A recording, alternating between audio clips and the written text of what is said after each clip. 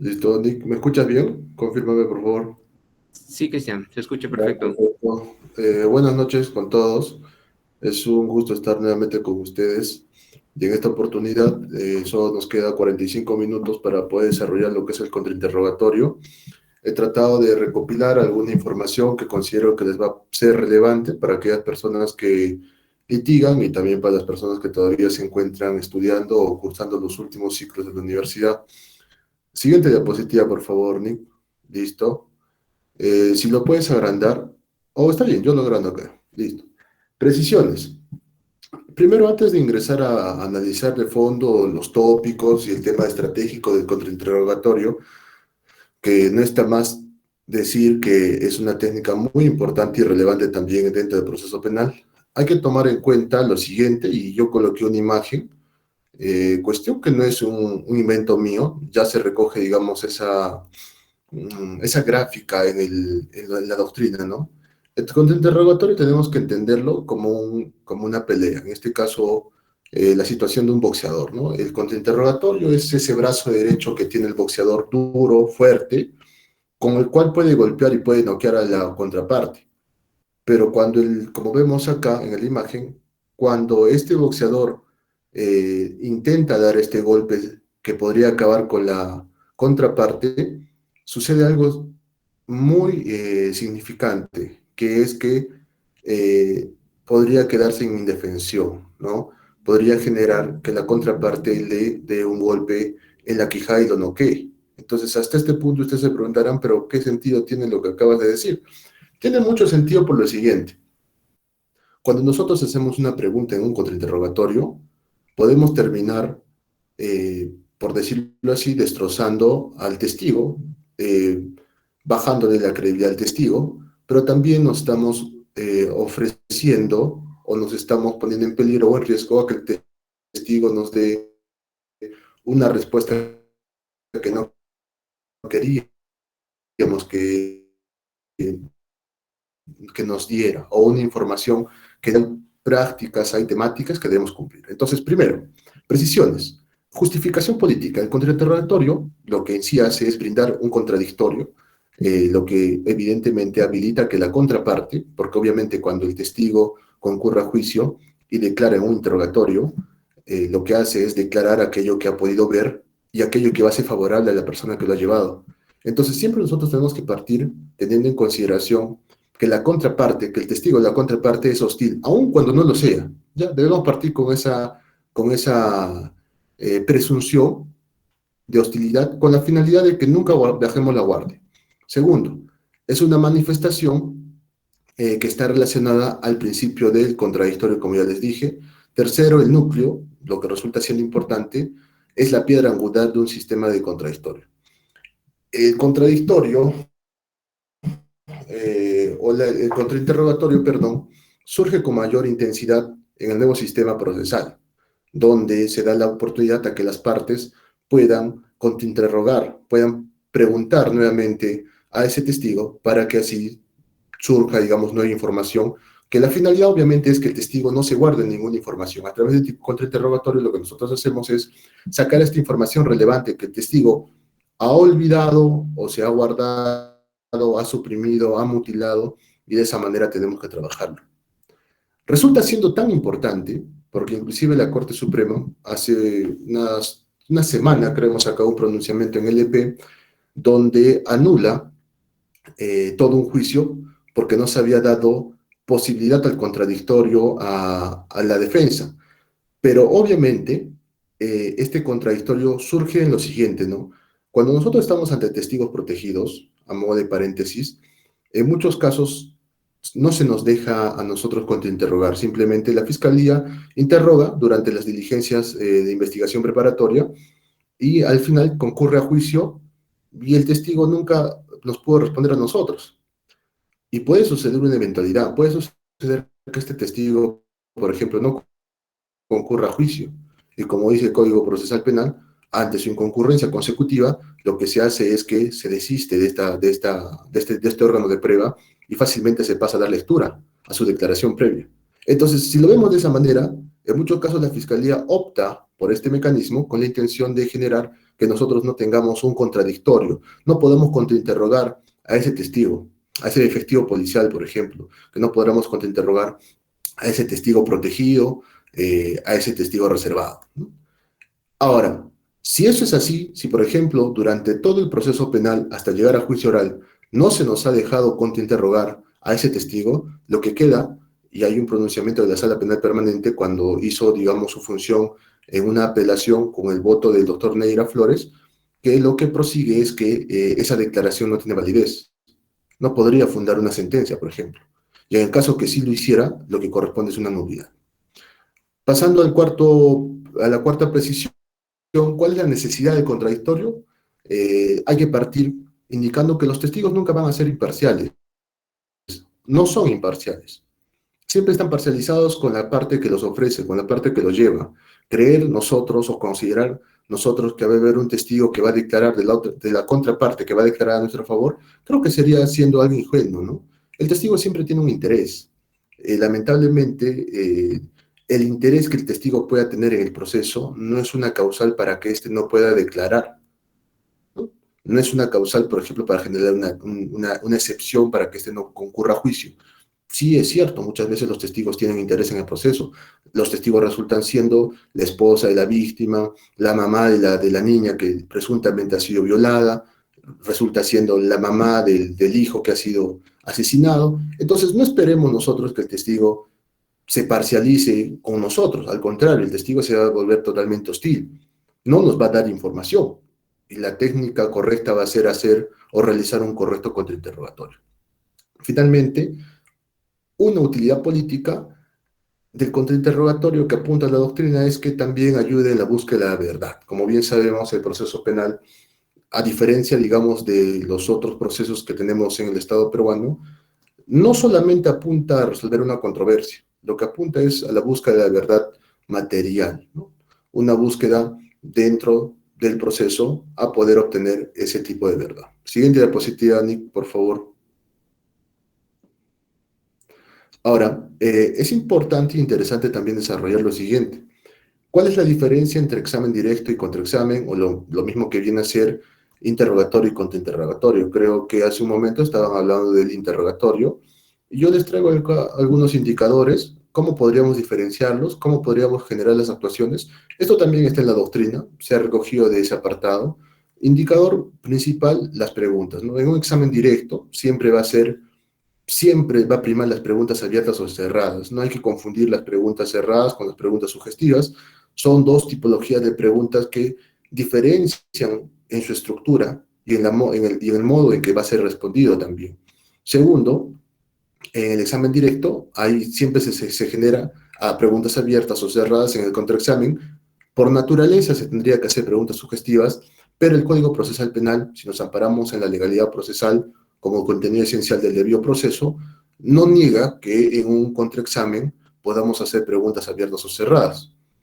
Esa práctica de hacer preguntas sugestivas en un contrainterrogatorio es una recomendación que al final de cuentas viene de la propia doctrina. Ya eso no está en el Código Procesal Penal. En el Código Procesal Penal, yo me atrevo a decir que no hay un apartado que indique expresamente que en el contrainterrogatorio solamente se harán preguntas sugestivas. No existe tal precepto. En todo caso, ¿hay posibilidad de hacer preguntas abiertas, cerradas o sugestivas? Sí, pero que nos recomiendan siempre hacer preguntas sugestivas, y lo vamos a ver más adelante también.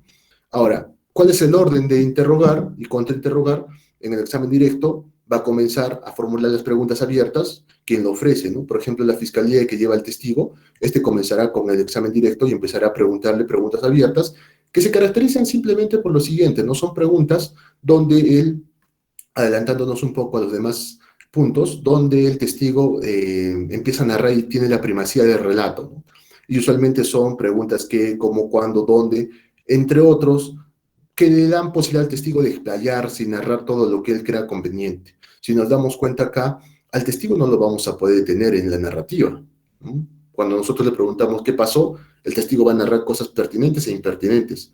Y es por eso que en el contraexamen no se sugiere que se realice preguntas abiertas, porque nos damos cuenta que perdemos la dirección del testigo. A diferencia en el contraexamen, ¿no? En el contraexamen, si bien es cierto en tema de orden, interroga primero la contraparte, perdón, lo hace la contraparte luego del interrogatorio. En este caso, a través de una pregunta sugestiva, nosotros lo podemos manejar muy bien al testigo, porque simplemente este nos va a responder de manera afirmativa o negativa. No va a haber otra posibilidad de que se pueda explayar. Claro está que en la práctica las personas que litigan habrán podido observar que usualmente el testigo intenta dar justificaciones, ¿no? Cuando se ve acorralado con alguna posible mentira que ha podido realizar, contradicción, empieza a querer dar explicaciones. Y hay una técnica muy importante. Y esta técnica la aprendí, digamos, del doctor Juan, con el que trabajo. Lo siguiente, ¿no? Es una técnica donde, vamos a decir, entre comillas, le mentimos al testigo, ¿no? Porque cuando nosotros confrontamos a este testigo y evidenciamos que ha mentido, el testigo automáticamente, por naturaleza, y la persona es así, va a intentar dar una justificación, va a intentar dar una respuesta de aclaración. Y cuando nosotros nos sometemos a este tipo de actuaciones, obviamente no podemos, como abogados, empezar a discutir con el testigo. Entonces le hacemos una falsa promesa. Le decimos, ¿sabe qué, señor testigo? Respóndame esta pregunta y yo le voy a dejar luego aclarar. Y el testigo, como quizá no es una persona preparada, esto tal vez no nos podría servir con el contrainterrogatorio ante policías, ¿no? Que son personas preparadas siempre y cuando tengan toda la experiencia. El testigo nos va a creer y obviamente nos va a responder a la pregunta que queremos, y al final nunca le hemos dado esa posibilidad de aclarar, pero le hemos hecho una falsa promesa. ¿Eso es factible? Sí. ¿Eso es, digamos, va contra la legalidad procesal penal? No, totalmente que no. Protagonista, como lo había adelantado, en el contraexamen siempre va a ser el abogado o la persona que contraexamina, y en el examen directo o en el interrogatorio siempre va a ser el testigo o el órgano de prueba. Tiempos. Es importante que en el examen directo se da un tiempo de respuesta. Es decir, el testigo se empieza a explayar y él es el que habla más en el interrogatorio. En el contrainterrogatorio nosotros tenemos que limitar este tiempo. ¿Y cómo lo limitamos? Al testigo no le vamos a decir tienes 30 segundos para responderme, tienes 20 segundos para responderme. Lo limitamos a través del ritmo que nosotros empecemos a llevar con las preguntas. ¿Correcto? Objetivo en el examen directo es acreditar al testigo y acreditar también su testimonio. En el contraexamen va a ser acreditar nuestra proposición fáctica como primera línea y como segunda línea impugnar credibilidad. Más adelante vamos a conversar del objetivo del contrainterrogatorio, porque yo estoy seguro que a ustedes les han enseñado, algún profesor les ha podido enseñar, cuestión que no es totalmente incorrecta, se recoge también eso de la doctrina, que la finalidad del contrainterrogatorio solamente es destruir al testigo. Esa es la finalidad única y ulterior del contrainterrogatorio, destruir al testigo. Considero que no, muy por el contrario, hay tres finalidades, que si bien es cierto, la destrucción del testigo, por llamarlo así, es una de ellas, pero es la final, la que tendría que ser el último recurso. Nunca va a ser el principal, ni nunca va a ser el objetivo nuclear. ¿Correcto? En todo caso, ya hemos visto el método. Pasamos al método. El método es un tema muy importante. Usualmente, seguro también les han debido enseñar de esa manera, en el examen directo nosotros preguntamos de forma cronológica, es decir, empezamos a preguntar para que el testigo nos empiece a narrar cronológicamente lo que pasó, ¿no? Si digamos en un tema horario, durante la mañana, tarde y noche. Pero en el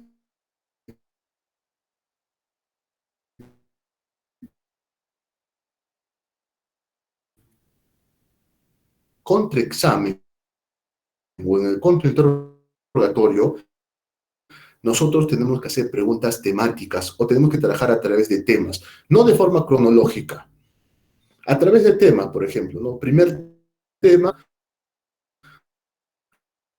o usaban anteojos y ese día no los llevó. Segundo tema, por ejemplo, la iluminación, ¿no? Tal vez en ese trabajamos de manera temática. ¿Cuál es la importancia de eso? Que el testigo, acuérdense, conoce lo que lógicamente nosotros también como personas razonamos de esa manera. El pensamiento que nosotros tenemos es un pensamiento cronológico. Entonces, al testigo, cuando tú le vas preguntando, ¿y qué pasó, por ejemplo, a las 5?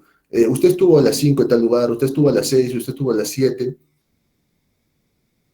Este testigo se va dando cuenta a dónde queremos llegar, ¿no? Porque vamos avanzando de manera cronológica e inclusive podría adelantarse al tema de generar ya respuestas anticipadas. Pero cuando trabajamos de manera temática, es un trabajo, por decirlo así, de salto. El testigo no sabe sobre lo que le vamos a preguntar. Y si nos damos cuenta que este testigo se está dando cuenta, valga la redundancia, de lo que se le va a preguntar, automáticamente planteamos y saltamos a otro tema. No hay un orden. Ahora ustedes se preguntarán, pero Cristian, si trabajamos de manera cronológica,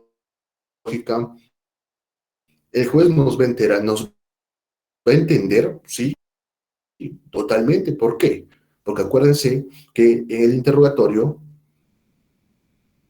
el fiscal cronológicamente escuchó todo lo que tenía que decir el testigo.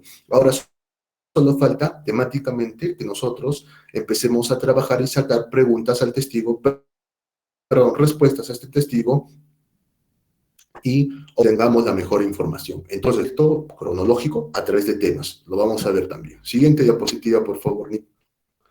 Contra examen. Son las reglas más básicas, las más elementales que debemos tener en cuenta.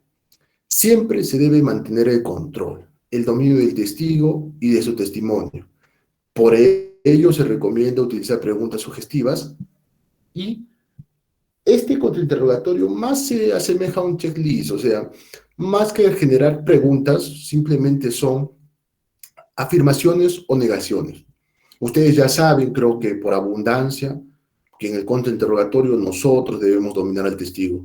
Está bien, no hay que olvidarlo. Segundo, las preguntas sugestivas deben ser secuenciales, yendo de lo general a lo específico. Vamos a ver también, les he traído también eso, dentro de las preguntas sugestivas, hay dos características que debemos respetar: la secuencialidad y la unidad. Nos adelantamos un poco a eso.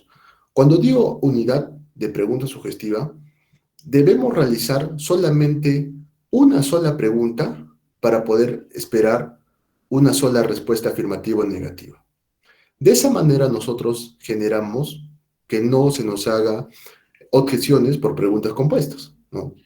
Toda una narrativa, por ejemplo, de 6 hechos, no lo podríamos realizar en un solo bloque de pregunta sugestiva. Terminaríamos realizando una pregunta compuesta. Hay que hacerlo de manera individual, bloque por bloque. Vamos a verlo también. Y por otro lado, tiene que ser secuencial, es decir, vamos de lo general a lo específico. Acordémonos, y esto tenemos que dominarlo, cuando estamos en el contrainterrogatorio, la contraparte, el testigo, viene siendo hostil y nunca nos va a favorecer a lo que nosotros le vamos a preguntar. Nunca nos va a responder quizá de la manera más adecuada o de la manera que nosotros queremos. Entonces, si de frente nosotros le cuestionamos lo específico, el testigo inclusive podría generar un tema de contradicción, podría darnos una respuesta falsa,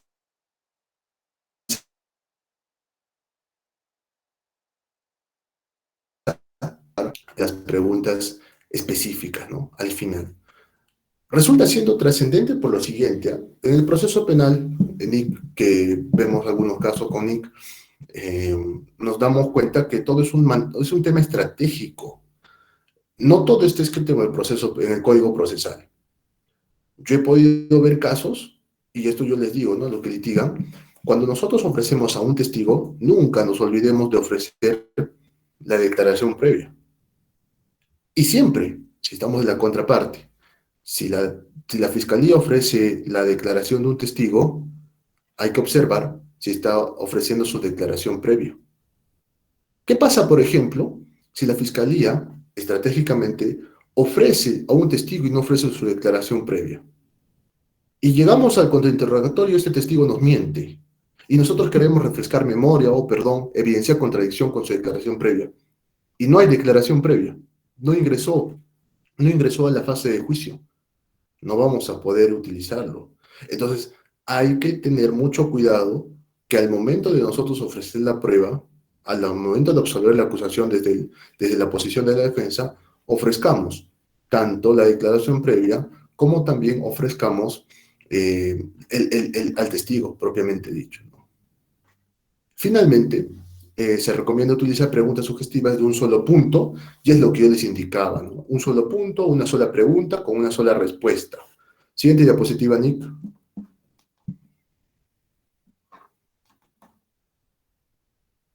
Listo. Los objetivos del contraexamen. Acá vamos a plasmar aquello que ya les había indicado antes. A consideración mía, los objetivos del contraexamen son 3. 1, afirmación de proposiciones de nuestra parte, no siempre va a ser destruir al testigo. 2, desviación de los daños generados. Y 3, la destrucción o desacreditación del testigo del testimonio. Lo que ven ahí en pantalla es una recopilación que he traído de un artículo que yo escribí sobre los objetivos del contraexamen. Lo pueden ubicar también para que lo puedan revisar. Entonces, vamos partiendo de lo siguiente. El contrainterrogatorio, aunque se cree de manera equivocada, no tiene como objetivo único o principal destruir o desacreditar al testigo de la contraparte. ¿Por qué? ¿Cuál es la base legal de eso? Me preguntarán. El artículo 378.8 del Código Procesal Penal, cuando habla de examen de testigos y peritos, dice: durante el contrainterrogatorio, las partes podrán presentados en el juicio. Se habla de una posibilidad, por eso dice podrán. Entonces, desde el estudio del Código Procesal Penal, el contrainterrogatorio no tiene como finalidad la confrontación necesaria o exclusiva con el perito o el testigo. Es solamente una posibilidad. Hay dos, como lo bien vengo repitiendo, hay dos objetivos anteriores a este, que va a ser obtener información para nuestra teoría del caso y por otro lado también desviar los daños generados. Entonces, conforme, sigo leyendo el último párrafo, es coherente afirmar, sin negar la posibilidad de destrucción, que el contrainterrogatorio también tiene una finalidad constructiva, tal y como lo veremos a continuación. Es una finalidad, como les digo, donde nosotros podemos sacar información. Ojo, no me refiero que nosotros vamos a ir a lo que en la doctrina se llama ir de pesca, sino estamos trabajando con una información que nosotros ya conocemos, que le hemos estudiado. Al contrainterrogatorio obviamente no vamos a ir a improvisar. Eso es un pecado dentro del contrainterrogatorio, no se puede ir a improvisar. Tenemos que conocer la declaración anterior del testigo. Inclusive tendríamos que conocer también cómo es este testigo en lo personal. Porque, por ejemplo, cuando estamos ante un perito, uno de los puntos medulares es ver la actuación del perito, ¿no? ¿Cuántos informes periciales con anterioridad ha brindado? ¿Qué técnica ha utilizado? Si en algún momento se le ha observado, se le ha sancionado. Tenemos que conocer, tenemos que hacer también una investigación. Es que la investigación para llegar a juicio no solamente va con relación a una pertinencia directa, es decir, no solamente tenemos que investigar elementos de conducción para que más allá se vuelvan medios de prueba y prueba que acrediten premisas fácticas de nuestra teoría del caso, sino también tenemos que trabajar pertinencia indirecta, es decir, identificar, buscar, indagar sobre las condiciones del testigo, sobre las condiciones del perito. Por ejemplo, si un testigo dice, no, yo lo vi a Juan robando o sustrayendo un bien ayer a las 8 de la noche, veamos qué cualidades tiene este testigo. Quizá este testigo tiene alguna enfermedad de la vista, o teniendo enfermedad de la vista no tiene lentes, o no usa anteojos, o quizá tenía que tomar alguna medicación. Eso es una investigación indirecta.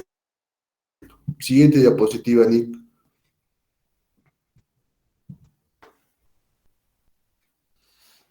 Ahora, vamos a los tres objetivos, que al final hay un cuadrito que recopilo de mi artículo que vamos a poder ver. Primera finalidad, obtención del testimonio favorable.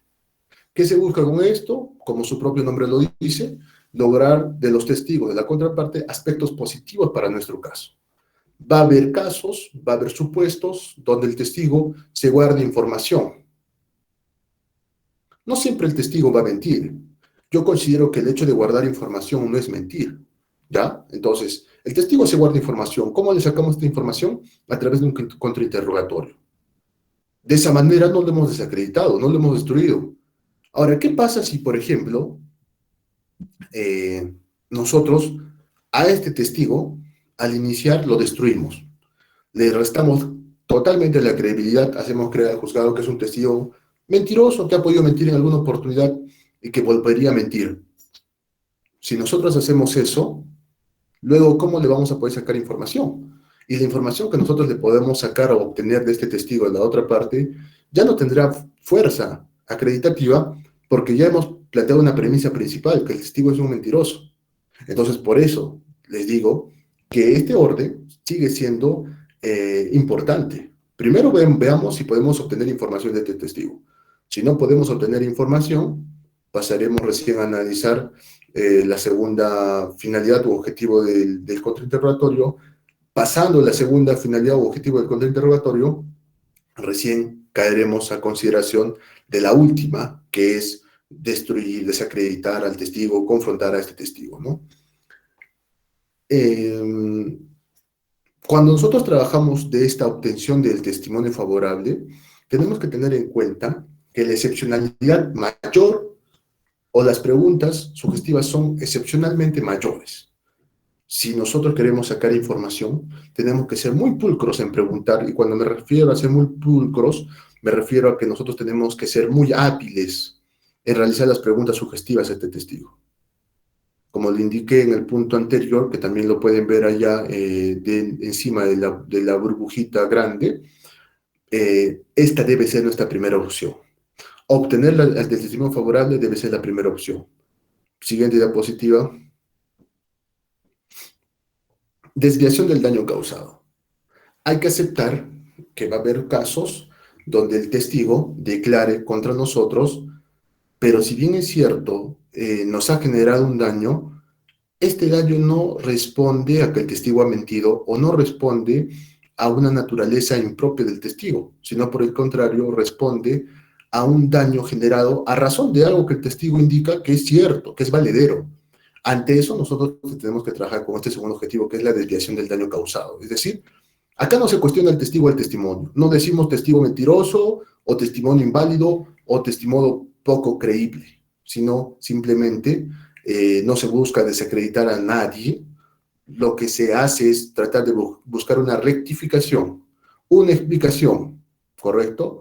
Eso es. Ahora, cuando digo explicación no me refiero en sentido estricto, me refiero en sentido amplio, porque obviamente el testigo ante el daño generado, el testigo de la contraparte, nunca va a generar a la vez también, o es poco probable que genere a la vez también una respuesta rectificatoria. Entonces, acá va a entrar a tallar mucho la habilidad de nosotros para ver si lo trabajamos de la mejor manera o no. ¿Es un ataque indirecto? Sí. ¿Cuándo sería un ataque directo? Cuando nosotros busquemos desacreditar al testigo o su testimonio. Lo que se busca aquí es resaltar debilidades. Eso es lo que se quiere. Debilidades no en la persona, no en la persona todavía. Siguiente diapositiva, Nick. Acá está lo que comúnmente se denomina el tema de destrucción o desacreditación del testigo, ¿no? Acá sí, a ese testigo lo vamos a destruir, ¿no? El testigo mintió, tiene una condena por falsa declaración, ha concurrido a otros juicios donde ha podido mentir también. Es un testigo que tiene interés quizá en el proceso, es la madre de la víctima, es el padre de la víctima, el enamorado de la víctima.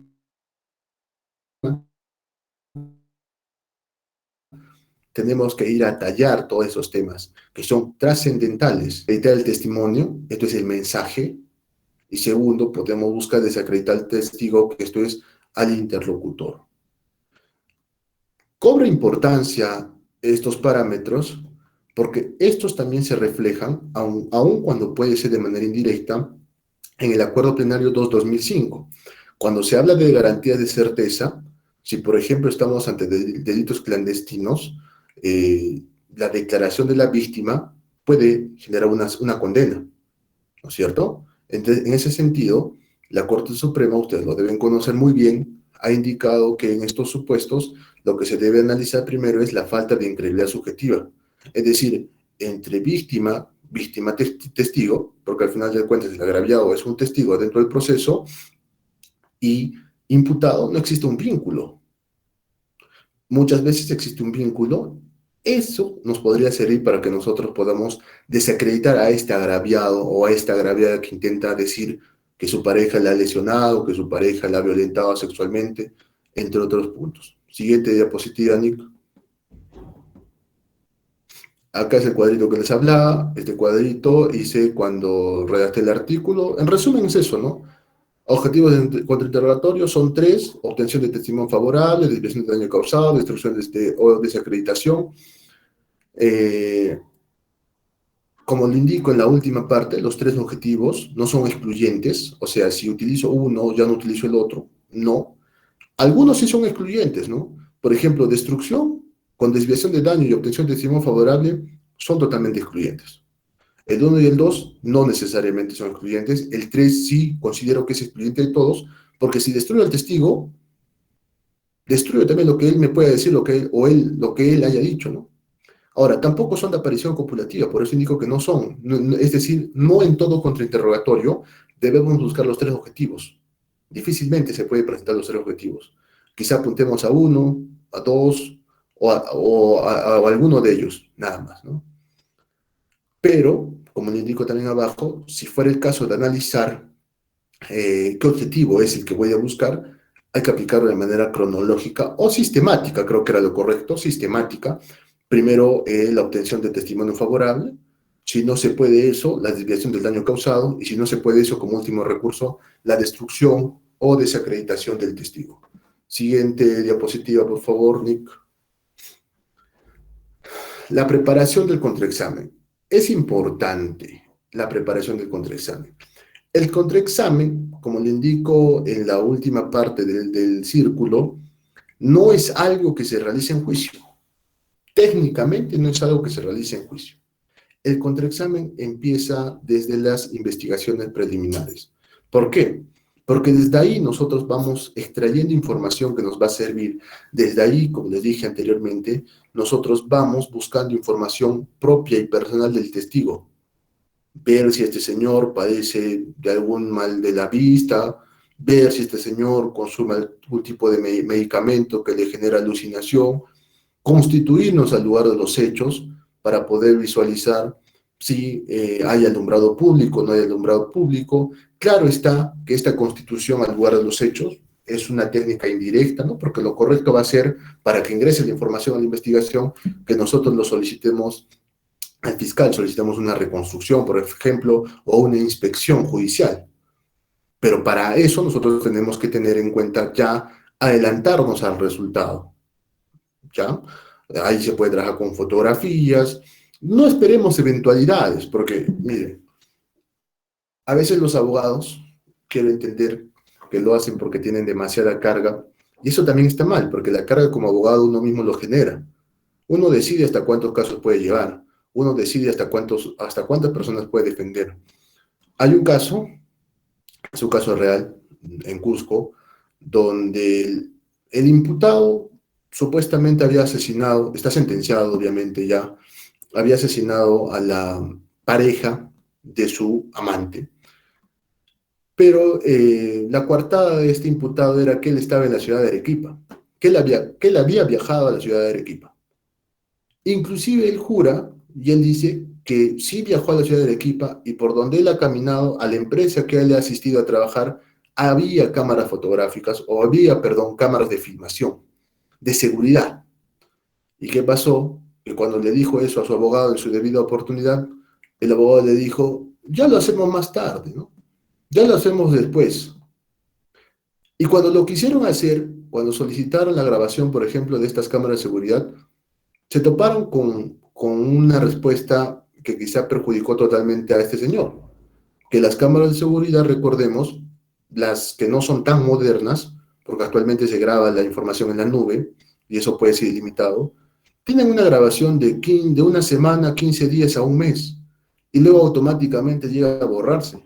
Entonces, por eso yo les digo, nosotros debemos actuar en los casos en concreto desde el primer día que comienza el proceso. Desde ahí comienza la carrera. La carrera en el proceso no comienza al mes, no comienza cuando el fiscal formaliza, no.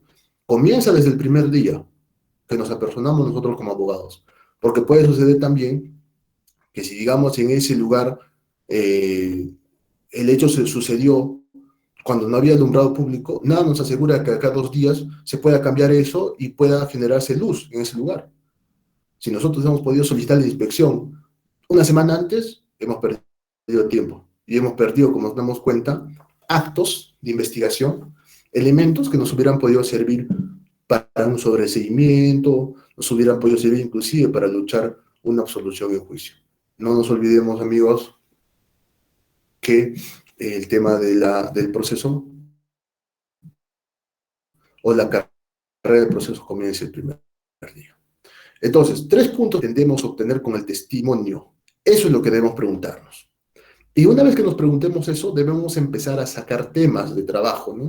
Yo, por ejemplo, yo pretendo obtener de este testigo que él me diga que si bien es cierto, vio la sustracción de bienes, pero que él padece de una enfermedad de la vista, que no lo permite ver si no tiene sus anteojos. Primer tema. Segundo tema, pretendo que este testigo me indique que ese día no tenía anteojos porque se olvidó en su trabajo. Y así vamos trabajando, objetivo por objetivo, lo que pretendemos obtener del contrainterrogatorio. Segundo, debemos preparar, y esto va relacionado al anterior, las líneas de investigación o las líneas de contraexamen, perdón, que vienen siendo lo mismo que los temas. Ya les dije, no se olviden, en el contrainterrogatorio trabajamos a razón de temas, no trabajamos a razón o de manera cronológica. Y finalmente, lo que ya les adelanté también, la preparación del contraexamen no comienza antes del juicio o no comienza en el juicio. Esto comienza mucho antes. Para que nosotros hagamos un correcto contraexamen, debemos conocer mínimamente el expediente fiscal o judicial, o también llamada carpeta fiscal. En el Código Procesal Penal lo llaman expediente fiscal, ¿no? Debemos conocer esta información, solamente así sabremos qué es lo que dijo el testigo, en qué momento volvió a declarar y cambió de versión, por ejemplo, en qué momento dio una precisión diferente. Es importante también saber a qué fojas o en qué folio del expediente fiscal de la carpeta judicial se encuentra esta información. Es importante todo eso. Siguiente diapositiva, Nick. Acá, como lo vemos, por ejemplo, ¿no? ¿Quién es el testigo? El testigo es el señor Gómez. En declaración en sede policial, por ejemplo, nos dijo, ¿no?, que el señor que le asaltó era, o el señor, o el imputado era alto, de cabeza grande y de casaca o chaleco blanco, ¿no? ¿Dónde y cuándo nos dijo eso? Ahí está la fecha, está la foja, ¿no? Luego, en otra declaración, ya nos cambia de versión, ¿no? Ya no nos dice de chaleco blanco, sino nos dice de chaleco claro. El color claro no existe. Es, digamos, una apreciación de una subjetiva de una persona. Para mí, por ejemplo, el color crema podría ser un color claro. El color gris podría ser un color claro. Para otros, el color blanco sería el único color claro. Nos damos cuenta que el Señor va en proceso, ¿no? Y nosotros también vamos construyendo eh, de dónde estamos sacando esta información, fecha y la ubicación exacta. ¿Por qué es necesario esto?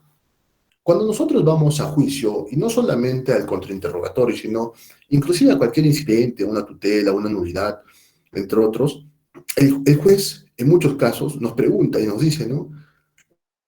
Esa declaración, ¿en qué foja está, no? ¿En qué página está? ¿De qué fecha fue? Ese documento, ¿en qué foja está, no? ¿En qué declaración? ¿Quién lo firmó? ¿Quién estuvo presente? ¿Quién lo llevó quién lo llevó a cabo? Perdón. Entonces, si nosotros no somos ordenados, obviamente que nos vamos a pasar buscando y vamos a terminar enervando al juez y generando que nos llame la atención.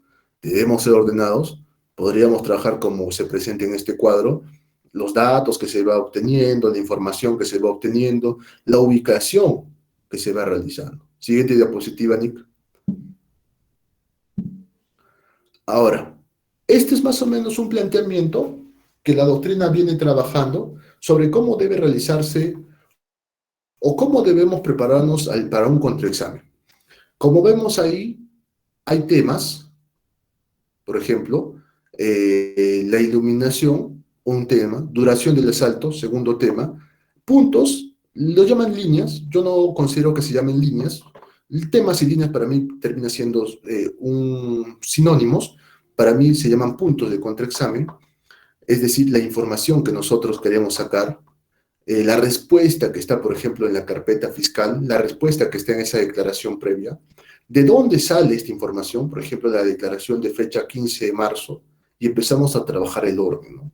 De esa manera tenemos que empezar a trabajar. Duración del asalto, por ejemplo. El testigo dijo que duró poco tiempo, más o menos 10 segundos, que estaba nervioso, y vamos sacando, ¿no? ¿De dónde salió esa información? De una declaración anterior en la policía de fecha del 2020, 21, 22. Ustedes se preguntarán, ¿y qué es esa válvula de escape que se apunta ahí? Puede suceder que durante el contrainterrogatorio, como es un tema que no está delimitado, como es un tema que no está cronometrado, el testigo nos empieza a dar preguntas o nos empieza a acorralar, nos empieza a dar respuestas sin sentido, nos empieza a volver hostil, empiece a justificar, en otras palabras, empecemos a perder el control de este testigo. Si queremos graficar a esa imagen del boxeador, que el testigo nos someta y estemos contra las cuerdas. Eso puede suceder. En esos casos, lo que nos va a servir mucho va a ser las válvulas de escape. Nosotros tenemos que tener preguntas donde cuando nosotros las realicemos, el testigo automáticamente dirija su atención en responder esta pregunta e inclusive generemos que la contraparte también dirija su atención en objetar esta pregunta. Es como un tiempo, es como un campanazo de término de tiempo de uno de los rounds en un combate, ¿ya? Usualmente estas válvulas de escape suelen ser preguntas impertinentes. Y lo que buscamos nosotros es eso, desconcentrar a todo el mundo. Es eso específicamente, que la contraparte nos objete, que argumente, que el juez corra traslado. Ahí hemos ganado mucho tiempo y nos empezamos nuevamente a recuperar. Porque obviamente, ante un contrainterrogatorio, no existen los altos, no existe detengamos un momento, ¿no? Tenemos que continuar. Esa es la única salida. Por ejemplo, en el primer caso, estábamos hablando de la iluminación, ¿no? La iluminación fue de noche, no hubo iluminación artificial, hubo unos faros de 50 metros, y la pregunta es, ¿y cuánto tardó la policía? Resulta siendo inclusive una pregunta impertinente. O podríamos generar preguntas compuestas. Ante eso, ¿qué va a generarse? El testigo va a responder esa pregunta, la fiscalía va a objetar, el juez va a dar un plazo para que el fiscal argumente su pregunta, nos correrá el traslado, y para eso nosotros ya nos hemos ordenado. Esas son las válvulas de escape. Ya no se olviden que las válvulas de escape, a consideración mía, siempre son preguntas objetables, y eso es lo que se busca. Vamos a buscar, les repito nuevamente, desconcentrar a todo el mundo para que nosotros podamos salir de esas cuerdas a las que estábamos ya sometidos y nuevamente podamos comenzar a boxear, si así lo queremos llamar. Siguiente pregunta, Nick. Siguiente diapositiva, perdón. En todo caso, recopilando la información que ya les estoy brindando, nunca se debe trabajar de manera cronológica. No me voy a cansar de repetir eso, por favor. Siempre a través de temas se debe tener un buen ritmo. ¿Qué generamos con que se tenga un buen ritmo? Vamos a lograr que el testigo no se nos escape, vamos a lograr inclusive ponerlo nervioso al testigo. Nosotros tenemos que ponerlo nervioso al testigo. El testigo no nos puede poner nerviosos a nosotros, porque si no, ya fuimos, ¿no? Ahora, en el caso ustedes me preguntarán, ¿qué pasa, Cristian, si aún cuando utilicé la válvula de escape, el testigo me sigue acorralando, ¿no? Sigo contra las cuerdas. Hay dos opciones. Y eso también va a depender mucho del caso en concreto y cómo se vea la situación. O volvemos a utilizar otra válvula de escape, que sería otra pregunta objetable, porque al final de cuentas, cuando nos objetan una pregunta, no hay una sanción para nosotros, ¿no? simplemente va a ser un tema académico, donde quizá se pueda creer que no dominamos la técnica, pero es la válvula de escape, o finalmente lo que se puede hacer es ya no continuar con el contrainterrogatorio. Se dice que la mejor técnica o la mejor recomendación en un contrainterrogatorio es ya no generar más preguntas cuando ya no se tiene que hacer. En este caso, si ya hemos perdido el ritmo, si ya nos encontramos nerviosos, si el testigo fue más que nosotros, si el testigo está respondiendo lo que él quiere y ya no lo podemos controlar, lo mejor va a ser, si ya no podemos dominarlo, ya no concluir y terminar el contrainterrogatorio. Siguiente diapositiva, por favor. Ejecución del contrainterrogatorio. Aunque sea redundante, es lo que siempre eso nos enseña y es lo que siempre hay. Las preguntas, como premisa principal, siempre deben ser sugestivas. El testigo solo va a poder responder de manera afirmativa o negativa a las interrogantes, y siempre vamos a tener nosotros el control. ¿Podemos hacer en un contrainterrogatorio preguntas abiertas? Sí, pero siempre y cuando nosotros nos demos cuenta que esta pregunta no nos va a generar ningún daño, porque no nos podemos autolesionar en un contrainterrogatorio. Una pregunta abierta inclusive puede ser una válvula de escape, pero siempre sabiendo qué es lo que va a responder el testigo. Porque si nosotros le hacemos una pregunta abierta, valedera al testigo, donde nosotros sabemos que no nos va a poder lesionar, el testigo va a tener unos 30 segundos a 40 segundos en que contará un pequeño extracto de lo que ha podido apreciar. Y nosotros tendremos unos 30 a 40 segundos para poder nuevamente recapitular o concentrarnos si en caso hemos perdido el ritmo. Segundo, el modo de pregunta. Las preguntas siempre deben formularse como hecho y luego la interrogante. Es decir, siempre debe haber un orden también en eso. Las preguntas deben ser fraccionadas y no copulativas, como les indiqué. Si bien la narrativa puede ser extensa, nosotros tenemos que empezar a desprender por pequeñas preguntas, ¿no? Y usted estaba en tal lugar, y usted caminó tantos pasos, y usted habló con María, y María le dijo tal cosa, María tenía esta polera.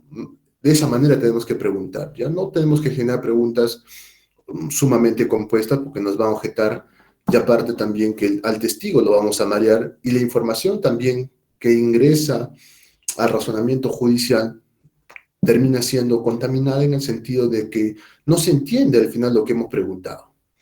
Premisa tercera para el litigante: debemos conocer la respuesta. No se permite ir de pesca en juicio, como ya le he repetido.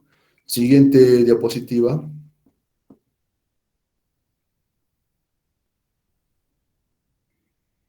¿Cómo se debe preguntar? ¿Ya? Acá hay, no son tipos de preguntas sugestivas. No van a creer que son tipos de preguntas sugestivas, sino son características de una pregunta sugestiva. Primero, la pregunta sugestiva es de un solo punto, es decir, un solo hecho, una sola respuesta. ¿Qué hacemos con eso? Evitamos objeciones por pregunta compuesta y facilitamos el razonamiento judicial. Segundo, las preguntas sugestivas deben ser compuestas, es decir, se tiene que ir de lo genérico a lo específico, nunca de lo específico a lo genérico. ¿Eso está en el Código Procesal Penal? No. Si yo voy de lo específico a lo genérico, ¿va a pasar algo? No, no va a pasar nada, pero no se recomienda. Las preguntas sugestivas siempre deben ser temáticas, deben tener un orden, no cronológico, sino a través de temas, y como lo dije anteriormente, trabajar en temas nos permite que cuando el testigo se esté dando cuenta o se esté volviendo hostil, automáticamente cortemos el tema y nos vayamos a otro, y luego volvamos a retomar. Muy aparte también, que es un orden, ¿no? Para que el juez pueda obtener esta información de manera ordenada en su razonamiento, podemos y tenemos que trabajar de forma temática. Entonces, estas tres características de la pregunta sugestiva siempre deben estar presentes de manera copulativa en toda pregunta que nosotros realicemos en un contrainterrogatorio. Siguiente diapositiva, Nick. Bueno, en la doctrina se denomina técnicas avanzadas de contraexamen, que es lo que se denomina el looping. Eh, Hay cuatro tipos, pero digamos, no nos hagamos mucho, no nos compliquemos tanto en esto, porque al final de cuentas es lo que comúnmente se maneja, simplemente que la doctrina ha empezado a darle una denominación. Ya el looping simple, el looping doble, el looping escalonado y el looping espontáneo. En el looping comúnmente o el looping simple, lo que se hace es enlazar una idea. Se trata de buscar una respuesta y una vez obtenida, trabajar con ella para unirla con otra nueva línea de interrogatorio. Por ejemplo, yo le puedo preguntar al testigo, ¿usted sabía que antes de reconocer a una persona físicamente tiene que describirla previamente? Entonces el testigo nos dirá sí. Esa va a ser la base, ¿no? Si nosotros estamos partiendo de un deber, de una obligación que el testigo conocía, que era de antes de reconocer a una persona debía describirlo, esa respuesta empezamos a unirla con las siguientes, ¿no? La conclusión es que este testigo, cuando reconoció a la persona, nunca describió sus características. Ese es el looping, digamos, sencillo, ¿no? El simple. El looping doble simplemente es la fusión de dos ideas o de dos hechos para llegar a una conclusión. Como ahí se anotó, usualmente se grafica para facilitar la defensa en los casos de legítima defensa, ¿no? Por un lado, la línea de interrogatorio con relación a que el testigo atacó, por ejemplo, al occiso. ¿Y dónde está el looping doble? En el sentido de que el occiso fue también, fue quien primeramente atacó al imputado, ¿no? En este caso hay un ataque que se generó por un ataque anterior, lo que comúnmente tendría que ser una agresión ilegítima, ¿no?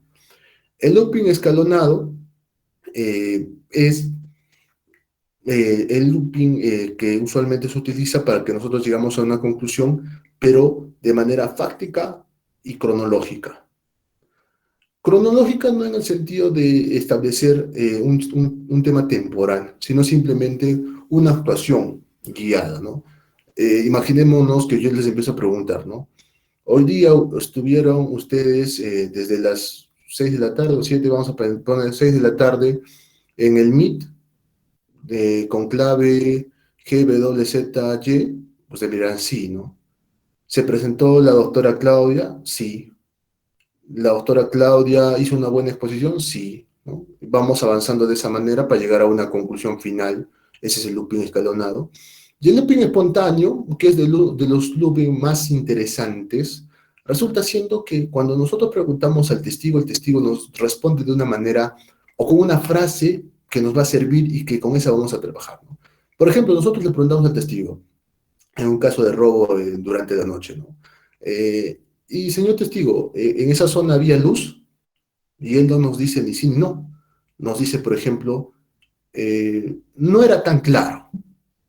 No nos dijo había luz o no había luz, nos dijo no era tan claro. Entonces, nosotros agarramos esa frase, el no era tan claro, y empezamos a preguntarle, ¿no? Señor testigo, no era tan claro y aún así usted vio a Juan. Sí, dice, ¿no? No era tan claro y aún así usted identificó a Pedro. Sí.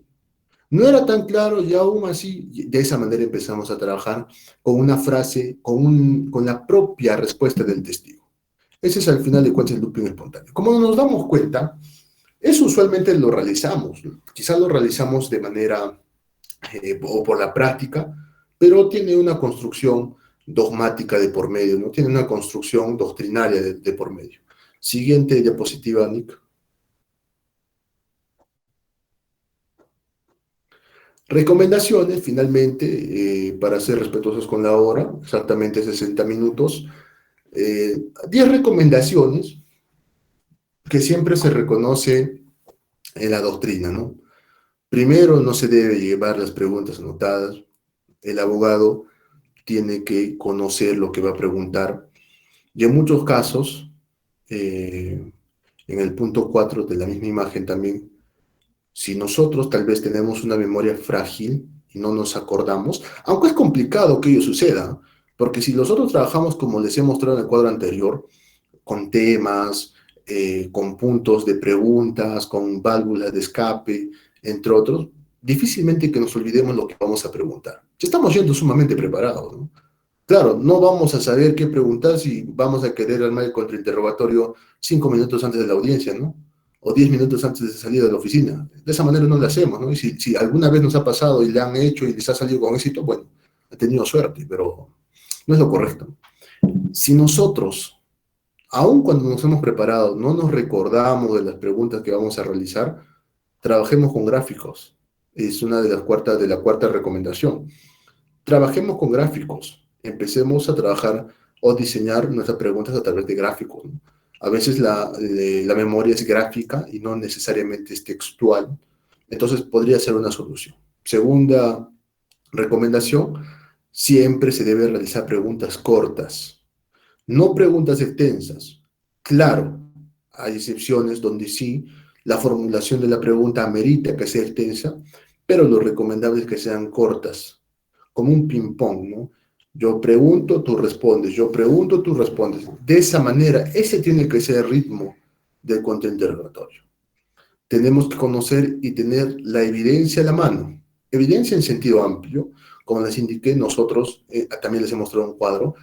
Si trabajamos la declaración de María, que declaró una vez y amplió su declaración 4 veces, debemos conocer todas estas declaraciones previas, si así lo queremos llamar, en un sentido amplio, estas declaraciones previas, para que empecemos a armar en qué momento empieza a cambiar de versión, qué punto es el fuerte, qué punto es el débil, y sobre todo, como les indiqué, la ubicación, en qué foja se encuentra, quién ha llevado a cabo esa declaración, quién firmó esa pericia, qué concluye ese perito.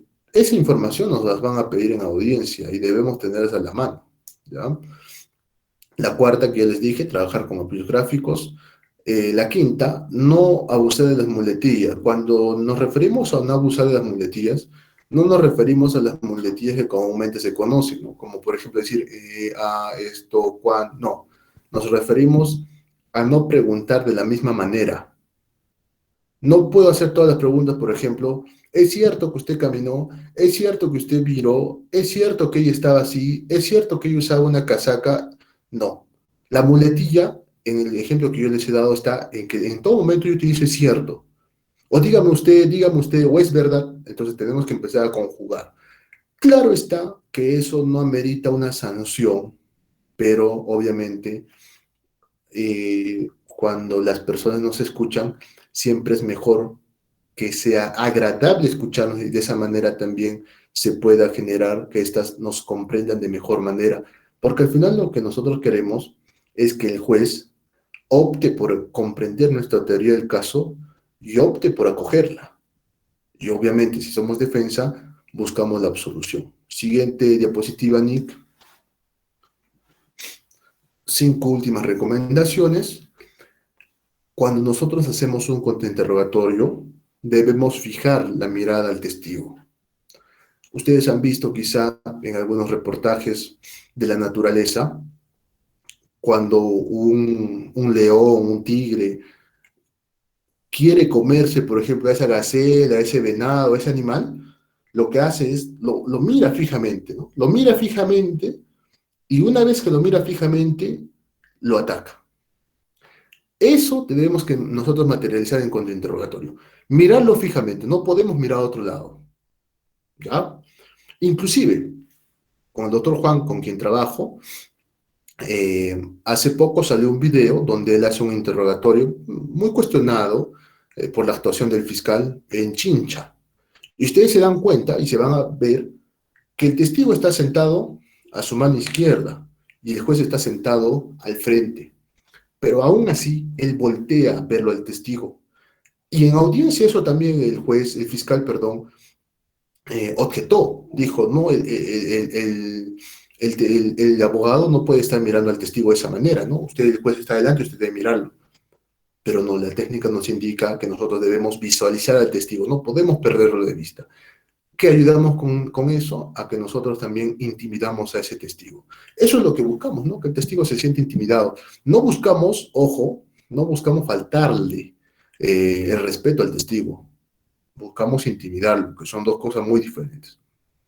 Por otro lado, debemos mantener el ritmo del interrogatorio siempre, y recuérdense, cuando perdemos el ritmo, cuando dejamos de boxear, utilizamos las válvulas de escape, que son generar preguntas abierta para que el testigo se explaye, siempre y cuando no nos genere un daño a nosotros, o generar preguntas para que el testigo responda, pero preguntas objetables para que la contraparte también pueda desconcentrarse, ¿no? Y darnos un tiempo para volver a plantarnos de la mejor manera. Nunca debemos olvidar, lo dije desde un principio, que el testigo es hostil. Y aún así no lo sea, debemos pensarlo. No debemos nunca confiarnos de un testigo, menos si es de la contraparte. No sabemos qué nos puede responder, no sabemos qué nos puede decir y debemos siempre pensar que este testigo va a actuar de una manera que no va a favorecer nuestra teoría del caso. Novena recomendación, ir de pesca nunca será una opción, nunca va a ser la opción de ir de pesca. Si nosotros no estamos preparados por un contrainterrogatorio, recomendación, no formulemos preguntas, porque muy aparte que pueda abrir la posibilidad de que nos respondan de forma que nos lesione la teoría del caso, también abrimos la posibilidad a que se dé un redirecto y no buscamos que se genere eso.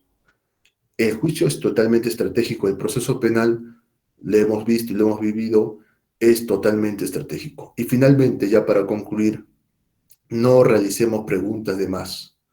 A veces, cuando empezamos a preguntar, tomamos el ritmo y queremos sacar información que no la habíamos planificado. Y si empezamos a hacer eso, lo que al final de cuentas estamos haciendo, estamos yendo de pesca. Entonces, nunca preguntemos de más.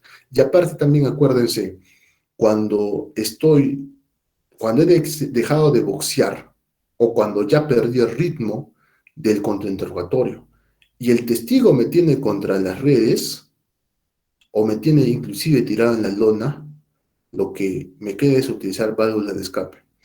Y si estas válvulas de escape no me sirvieron para nada o no las utilicé de la mejor manera, es mejor terminar el contrainterrogatorio. Listo, amigos, con eso hemos concluido el día de hoy, exactamente cumpliendo el tiempo que se nos ha brindado de 60 minutos.